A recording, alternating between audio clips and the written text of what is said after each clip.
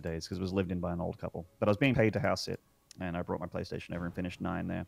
And I remember going to the Kuja fight, and I actually one-shot it. Like, I got it done on my first try. But it was very clutch and very RNG. Yeah.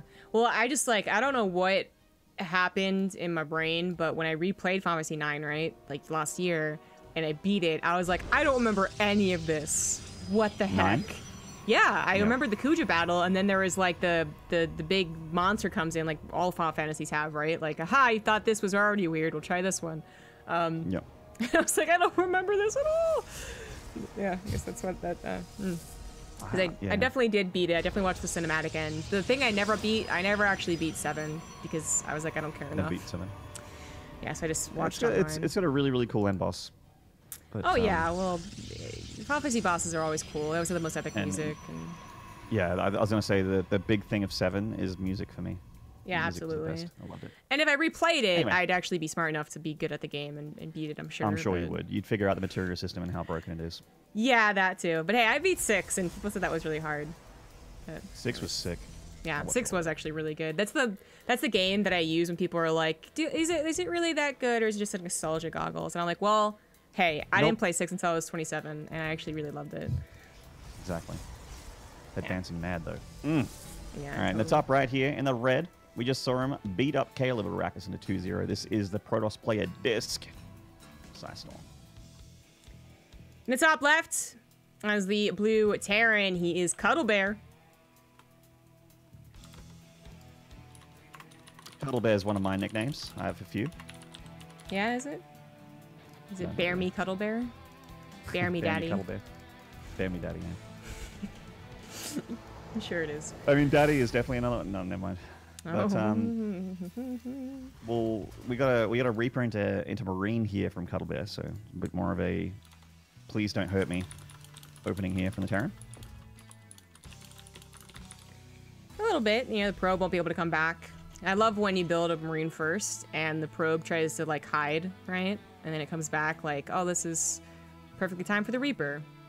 Ha! Gotcha! I made a Marine. But, yeah. There is a lot of moments like that where, you know, you put the reactor down immediately after the Reaper, and then the probe just circles around, starts harassing your low ground SCV, making the command center, and you're like, well, now I want to kill everyone in my street. Yeah. As a Protoss, whenever I do play Protoss, I make sure to do that. I'll bet you do. Yeah. Anytime someone that's not a Protoss harasses me with their worker, so like an SCV harassing my SCV or a drone harassing my SCV, I'm like, oh, okay, they have a Protoss alternate counter, or they're a Protoss. That's what I think immediately. Yeah, and whenever a Protoss doesn't harass my SCV, I just assume that they don't like main Protoss. Like, you fool. Yeah, that means that they don't main Protoss, that's right. It's based on whether or not they harass your worker with their probe. Well, we have a normal opener here, right? So Blink is... I mean, there's been like flip-flops of PvT, right? Where like Robo first was popular, Stargate first was popular. Well, we've been in the Twilight Council first, the most popular one phase of things for quite some time. And it works out pretty well. This map, not exactly the most useful for Blink, right? Just this one little tiny hop-up spot, but just the control you get from Blink.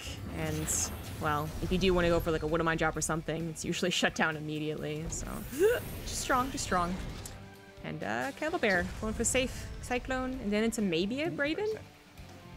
Yeah, Raven. I saw a build last night from Classic that seemed to directly hard counter the regular 1-1-1 Raven opening from Terran.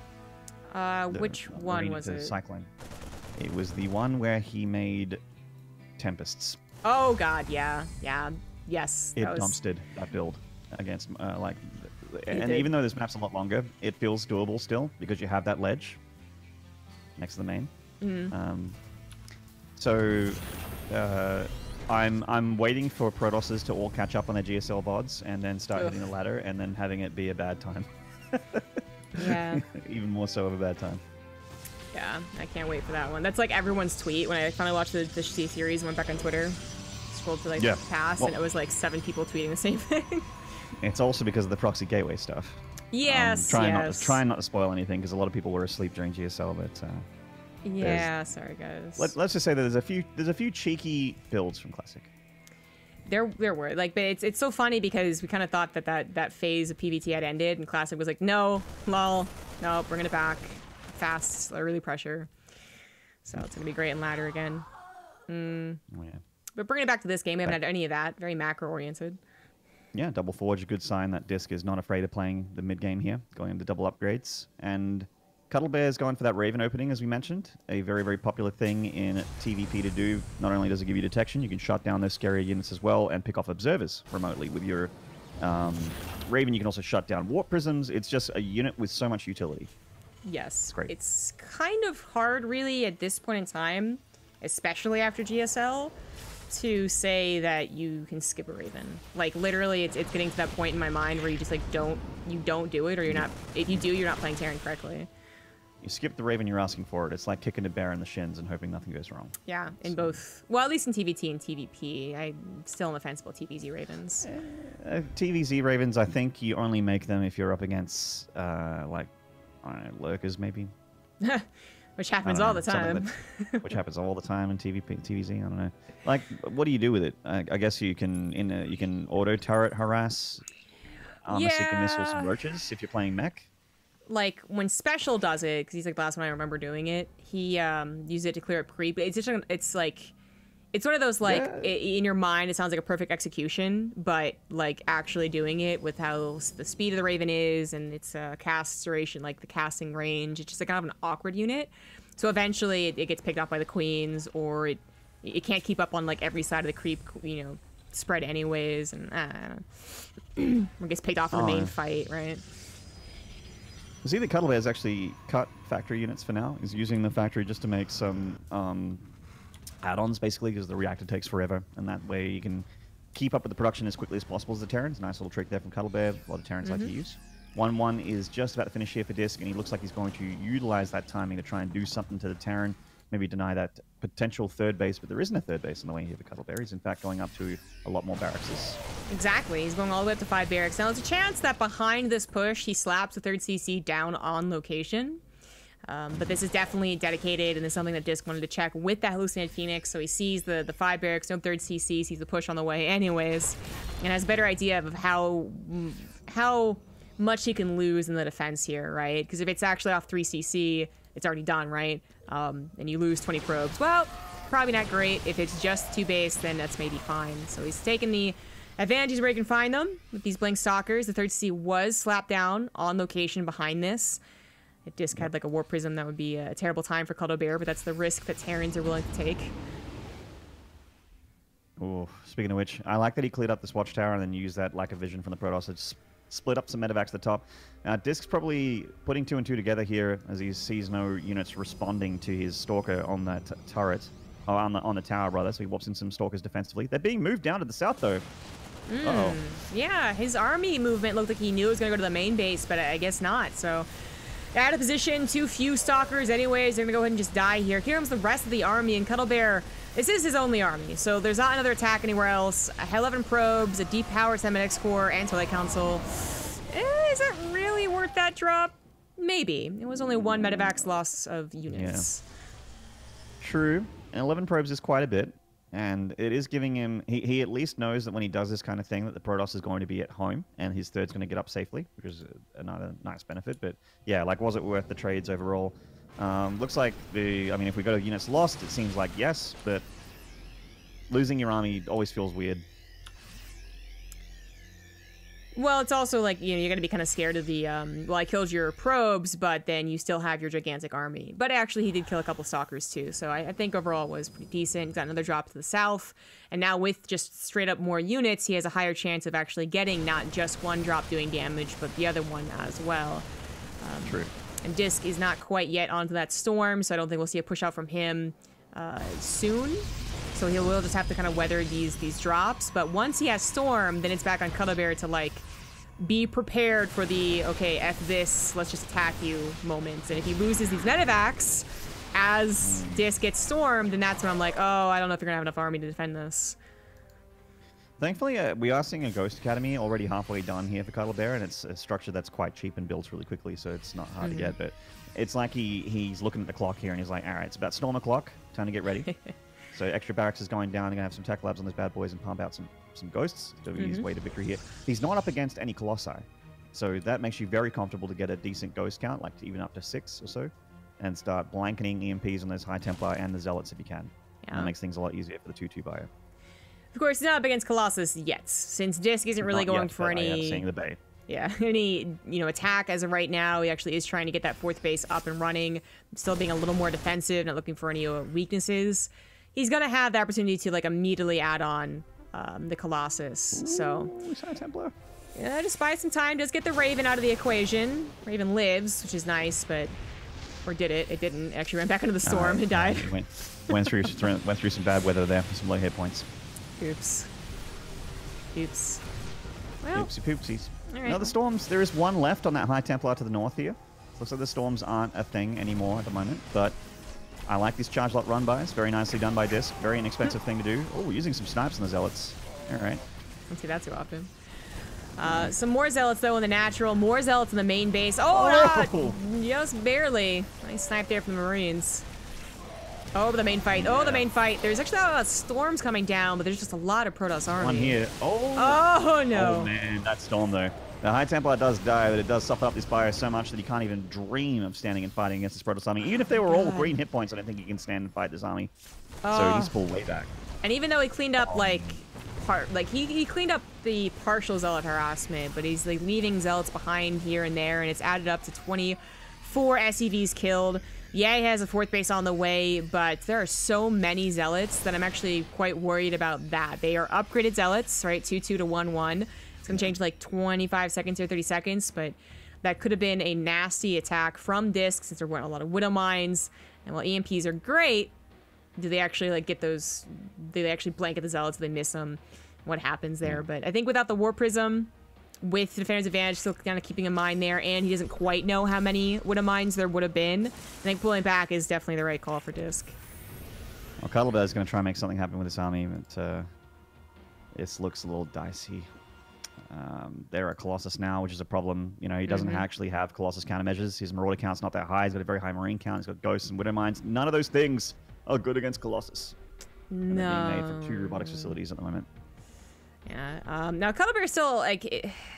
There's a chance of the concave that his army does go ahead and just persevere through, especially a single Colossus attacking on it kind of freely, right? But we're almost at 3 Colossus, and that is one of those magic numbers. When you're at 3, you are doing some pretty significant damage to any unit in the Terran arsenal, Marauders included.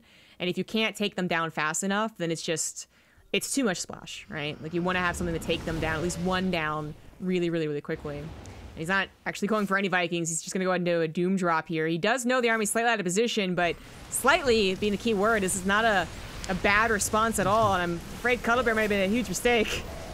Maybe. He's going to get the main Nexus here for sure, but he's going to get Blanc on here, and those medevacs are not going to get out. So he's throwing his entire army away, and all of his Ghosts, and most of his medevacs to get the main Nexus. Yeah. And 11 probes. Now, that is... it's questionable. I mean, he's clearly desperate to do damage to DisK. He clearly does not want to play this part of the game. He's just like, I want this to be over. I want to do game-ending damage and just hope for it. Throw it at the wall, see what sticks. But now he's going to deal with a giant army, and not most, but a good chunk of his army is up here in the top right of the map. He can't recall. If he tries to go back home, even with boost, he'll lose a lot of them to the Stalkers. Yeah. And even if he wanted to go into Vikings, he actually has to produce medevacs again. He just has no air on this defensive army. And +3 attack and armor is just finishing for Protoss. Perfect time to attack you for DisK. Yeah, does he have a War Prism with this army? So I guess the only thing that's missing here. Yeah, that's why he's building it now. He just started one. Yeah. DisK definitely was like, it seems to be more of a cautious Protoss player. You know, we saw his PVZ just last series. It seems like when maybe some other Protoss would have been like, hell yeah, I got the upgrades, I got the tech, let's do this. He's playing very cautious, wisely waiting for that War Prism at the very least, also waiting for those High Templar. There aren't any ghosts you're right. in this army. There are some Protosses out there that are very, very careful, and then there's some Protosses out there like Patience, for instance, which is funny because of his name, where if they win a fight, they rip their shirt off and start spinning it around their head, going whoop, whoop, whoop, when they blink Stalkers into your army. Yeah. And, that's what I imagine in my brain. Protosses, the aggressive Protosses, that's what they do. Oh, I'm pretty sure that's what Patience does. Yeah. Yeah, just tears off his shirt and just starts spinning it around his head like a helicopter. And when he faces really great Terrans that actually have an army like behind that bad attack, he's like, wait, what? It's a Pikachu meme. Puts his shirt back on. Yeah. So as I High said, Templars there's no ghosts. Now there are ghosts. There we go. So, no, scared of the High Templars. The War Prism's not just being used to reinforce, but also is being used for some High Templar drops. So another reason to have Vikings, which we still don't have any of. And I just don't see how Cuddlebear wins against this army if he has no Vikings whatsoever. Or no Liberators either, right? Oh, that Storm. I mean, Cuddlebear's avoiding the fight altogether. He's just like, all right, you roll through my stuff and kill me. I'm going to go for a counterattack. Maybe I can kill you faster. I think the answer is no, though. It's, that's a no. It feels like a very, very desperate maneuver here from Cuddlebear, but I guess it's better than tapping out. If he had a growing number of Liberators, that's actually when a base race is kind of a good idea. So if he had 6 going on 9, for instance, and he can hold the main production, yeah, more power to you. But he is literally just building his first Liberator, despite having Liberator range probably finished in this game. Okay, well, you kill the economy. That's a lot of probe damage. It's great, but what about your production, man? But that's the thing. Like, this is the part of the game where the economy actually isn't going to, like, killing the economy, killing Nexus is great and all, but if you can't stop this army and you're not floating your stuff to the corners and you don't have an army that can eliminate the Protoss' forces, then it's kind of a moot point. Advanced Ballistics is finishing, but it's finishing for a whopping 1 Liberator. Yeah, exactly. She's going to be in a damn good position, though. She's going to have a lot of range. And she needs to re-siege if she wants to enjoy that upgrade. It's true. Unsiege and re-siege, baby. Treat yourself. Cuddlebear, the base race is a bit desperate for sure, but it is also... It's the one way that maybe DisK's army gets a little separated, and that's what he needs to have happen there, is the Colossus get a little too far forward or lag behind, and he can take on chunks of the army at a time. Or maybe you're positioned to a better, with a Planetary, with a Liberator, with high ground. Okay, that's things that you're giving yourself by doing that base race. But I'm afraid it is still just more of a desperation thing. You were just desperate to avoid a fight that you pretty much knew you were going to lose, and that really has not changed because of this little base trade. Yeah. Well, this Protoss army looks like it dumps this Cuddlebears. And he is just being so careful. But this really looks like an A move at this point, unfortunately for the Terran. This is such a huge advantage for DisK. Yeah. 70 army supply lead? I don't care how many EMPs he's got 1 High Templar to start things off with that War Prism, massive Storm and the Ghosts. Yowza. That's going to be it. His domination for the Protoss army. GG. Got him. I know I keep bringing up GSL, but it is just so relevant to this game and this series, and just how recent. I'm not to spoil it for anyone out there. I'm not talking about results, but I am going to talk about something in particular that was brought up by Artosis actually in his new show that I think you guys should check out on youtube.com/ArtosisTV. He has a show with no regret called oh god, what's it called? I've put myself on the spot. In depth or something like that? In depth or breakdown or something like that. It's like, yeah, I think in depth is right. I'm going to Google that while I'm talking. But it's he went over the Neeb Maru replay and brought up a bunch of really cool things as to why Maru is so good against late game Protosses versus a lot of other Terrans. One of the main things, and we saw it happen in this game, was stuff was going all right for Cuddlebear until the charge lots and the prisms started to calm down. And you think about the amount of Terrans that die to Protoss and how much warp prisms do to them. If you can shut down the warp prism part of the game and deal with the charge lot part of the game, it really is a lot more doable for the Terran. And also, as far as compositions goes, in that game against... It's in depth. Okay, just confirmed. That particular game on year 0 between Neeb and Maru, where Maru was very, very far behind. Neeb had every single advantage in that game at one point. And you can count the amount of times the Terrans come back from that situation on one hand in recent years. But Maru has a very different playstyle versus a lot of players like, play like Maru. It's not really just play like Maru. He also has a different composition than a lot of Terrans do in the late game. He goes very, very heavily into a Sky Terran army, and he has so many turrets that Warp Prisms actually just aren't a thing. Yeah. Neeb even managed to get a Speed Prism in barely with like 1 hit point remaining on that Warp Prism. It was the only time he got charge lots in. And yes, they still did damage to Maru, but they didn't end the game. And Maru utilizing just a big Sky army of Range Liberators, Vikings, and that sort of thing, and having a healthy number of Ghosts on the ground for EMPs, that composition is actually extremely difficult for a Protoss to deal with. Yeah. And you could really see the differences. Like Cuddlebear had no turrets. Oh, he had some turrets for like DT defense, but not really around like the lip of his main or anti-prism stuff. So the Prism actually killed him. Like, that he lost 23 something SCVs or something to the charge lot run by, maybe even more. Yeah. And that's where it really snowballed for him. So I guess that some of the differences between the Terrans that are comfortable in this matchup versus the ones that aren't was really well brought up in that in-depth episode, and also displayed in GSL last night. Absolutely. There was one of those games that you just don't see the Terran really wiggle their way out of very much, and then Maru was able to do it again. So it's like, for me, as I play the game, as I hear different levels of Terran pros talk about it, it really does seem like you have the people who are willing to push the late game still, and ones who are like, no, I can't do it at all, either because they believe they cannot do it, or they believe that the Terran cannot do it, right? Which is a very classic discussion about foreign versus Korean Terrans and the skill cap and all that. Yeah, I mean, the thing that obviously no one has the skill of Maru except for Maru, but the composition, I think, even in the hands of not just the composition, but like the strategy of really somewhat over preparing for charge lot Prism harassment while going into that composition does seem like, even in the hands of someone less skilled like you or myself, seems very doable at our respective levels. Seems it. Well, yeah. I actually have a lot of comments on that, but let's do the introductions. In the bottom right, as the red Protoss, it is DisK. And in the top left here, currently down the series, this is Bear Me's Cuddlebear me. Bear Me. Cuddle. Yeah. Yeah, I feel like, I don't know, like there are some parts where I'm like, you know what, I probably could have also done that in regards to like or yesterday's, last night's, whatever, 6 hours ago, 12 hours ago, GSL. Oh, thank you. Oh my God. Swans for the 2 months. For the next WCS event. Thanks for casting the qualifiers. Thank you for the resub. Where I'm like, yeah, I guess I could do that. But then there's also points where I'm like, well, that looks simple, but then I think of actually like what I would do there, and I know I would mess up. Yeah, no, it is a hard army to control because you need hotkeys for the Liberators, the Vikings, the Ghosts. And you also need to have a small, there's always a small group of bio that's heading towards the, trying to do damage to the Protoss as well. Yeah, exactly. Like, it was really funny how like Classic just looked like he was not used to having to worry about having to warp in defensively, right? Like, he was just all maxed on the offensive. Yeah, and you could see that what was really cool about that series, I keep spoiling it, but it's just so relevant. What was really cool in that series was it's one of the very, very rare situations where you see a Protoss that's scared of the late game versus the Terran. Yeah.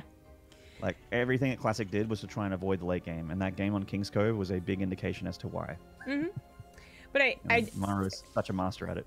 I really do love that Artosis brought up, though, like, and it's always like this, it's almost like a meme in some cases where, like, when the Terran discussion happened, it was like Artosis was the first guy to do that thing where he's like, well, that person didn't play perfectly. And you really have to kind of, like, control when you say that, right? Because it's just kind of like no one plays the games perfectly. Okay, you got me there. Okay, I guess you're right. Like, it doesn't matter. Even if it is 60% win record, I guess you're right. Pros need to, like, play better or whatever it would be, right? But he did point out that Classic did not get Colossus, which I think was an issue. And then I watched Maru. Actually, it looked like he had hotkeyed his Vikings and his Ghosts to the same hotkey. If you watch some of those engagements go down, which I thought was... yeah. I remember at the fourth, like, the planetary, where it was on the low ground, he sort of moved the Ghosts and the Vikings forward at the same time. Which I thought was a very, like... I was never a figure to put those two together, right? Like, maybe Liberators and Vikings, or Ghosts and Bio, obviously. But, yeah, those two, that was very unique. So... I think he just adapted because they're actually, I don't know any pro gamer, honestly, that has the hotkeys, an individual hotkey for every important unit, right? Even like late game Protoss, so I think they eventually have to share control. But trying to tie it back into like this series, right? As we watch a very pesky Adept, so much for that 3-second increase, right? Actually delay this command center as the Marines still haven't popped out yet. Now that now as a Stalker, the Marines won't be enough.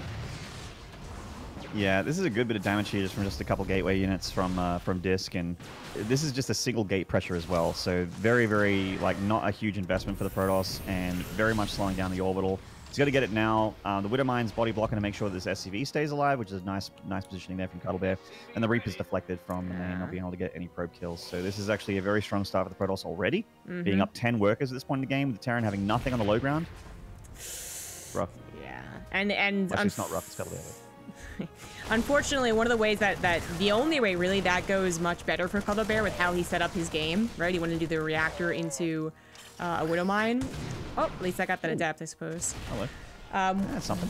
Would be the Reaper actually helping with the Adept initially, because that command center was seriously seconds away from finishing, and that sometimes is the difference, but he kind of like, a little bit of a gamble, a little bit of like habit, just sent the Reaper across the map. And then it can't do anything because, yeah, they are still producing. So it's always that kind of, it doesn't seem like it would have been a lot, but maybe that would have been the difference. Maybe he only loses 2 SCVs instead of 4, or actually ended up being 5, and, well, oh well. So that's not a great start. Nearly a Maynard Reaper there that chills in front of the Protoss natural and doesn't get looked at for 5 minutes, and then dies to like 4 Stalkers. Close to dying. It did actually at least scout, so it wasn't like completely useless. It saw that was a Robo which is a Maynard Reaper, so it's well and truly not a Maynard Reaper. We got a little bit more Stalker pressure here. There is a Widow Mine, but the Observer is actually making sure that these Stalkers outrange that bad boy and push it back behind the bunker. It's very annoying for the Terran to have to deal with. And also, Blink is done. Yeah, and it's not just... Oh, it's not done, sorry, excuse me. It's just got that high ground.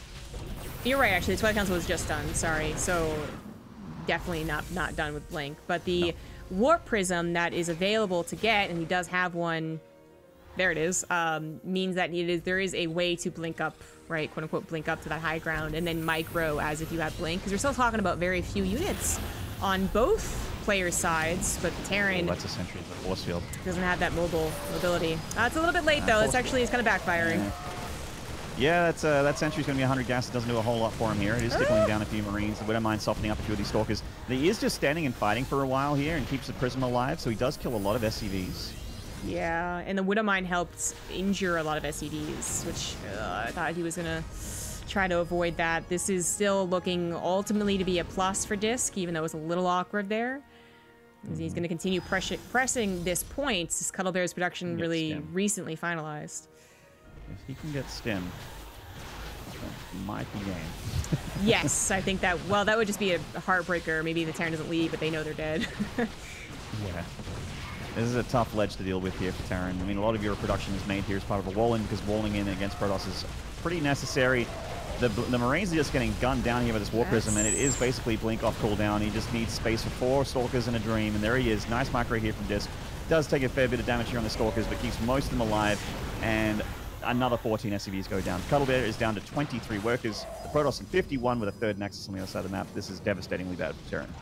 Yes, this has gone from... I mean, it was a somewhat dedicated attack. Like, you do hold off on that important blink. Oh, nope, I didn't get it. Nope. For a little while, but this has done more than it even anticipated, and then to an unprepared Terran, a build like this can do a lot of damage. Are you real right now? Are you real? This Reaper cannot bring back this game. That Reaper grenade actually made things worse for him there, because it put probes on the other side of the Reaper. He's at this choke point for a while. That's so sick. I mean, he's going to get Combat Shield here, which is a nice upgrade to pick off. Stim does finish for the Terran, and that's when the Dream's allowed to be able to handle Blink Stalkers, but he's just taking so much SCV damage. This is going to get harder and harder for him rather than easier and easier as the longer the game goes, which is usually the case.